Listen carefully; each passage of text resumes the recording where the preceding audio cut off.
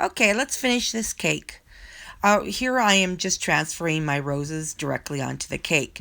You can pipe a rose one at a time and transfer it at the same time. You do not have to put it on a cake board like I did. So you add your flowers or your roses to however you like on your cake. I'm putting in a cluster of 3, and then I'm going to pipe leaves directly onto the cake around my flowers. And you just pipe away. You can pipe them where they're standing up. You can pipe them laying down on the cake. And you just go until you like the look of it.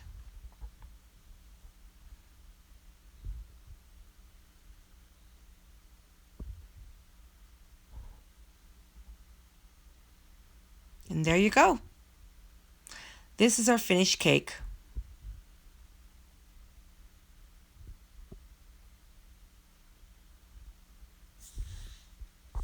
Don't forget to like and subscribe.